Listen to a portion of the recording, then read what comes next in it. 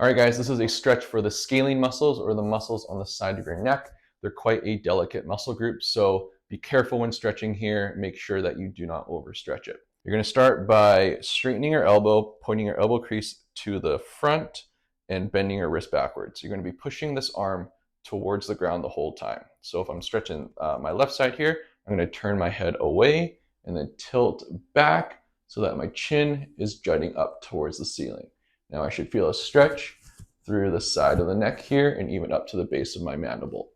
If you're feeling too much of a pull in the arm or any numbness or tingling, anything like that, then just take tension off the arm. So you don't have to push away. You can just keep your arm kind of bent and push away at the shoulder joint.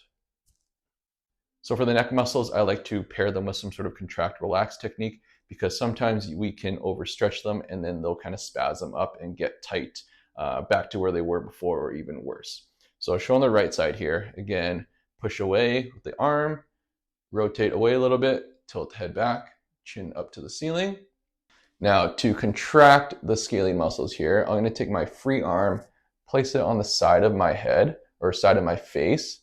And then as I'm in this stretch position, I'm going to lightly push my head into my hand.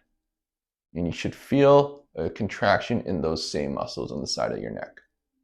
We're going to hold for about 7 to 10 seconds and then relax. And then you should feel like you can move farther into the stretch, or it feels a little bit looser. Okay, and then you're going to repeat that about 3 times. So again, I'm pushing my head actively this way. I'm pushing my head actively into my hand, though it's not moving. About 10 seconds, relax, move a little bit farther into the stretch. Okay, one more thing we can do with the scalenes, which is really nice, is a sort of self-pin and stretch. So if I'm doing my left side, I'm going to take my right fingers. You can use your fingers here, or you can use kind of a soft fist. I'm going to start at the top, and as I move my head back into the stretch, my fingers glide down the side of my neck. And then I start from the beginning, move into the stretch, fingers glide down.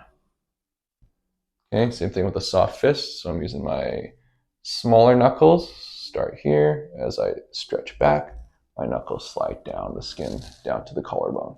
So another way to relax the scalene muscles is to use the breath because of their attachments to the upper ribs.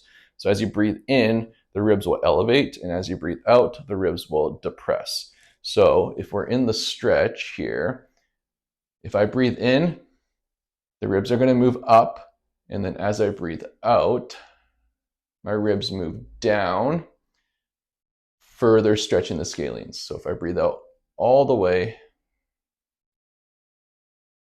really depressing my rib cage, you should feel a little bit more of a stretch. So again, breathe in, breathe out, more of a stretch.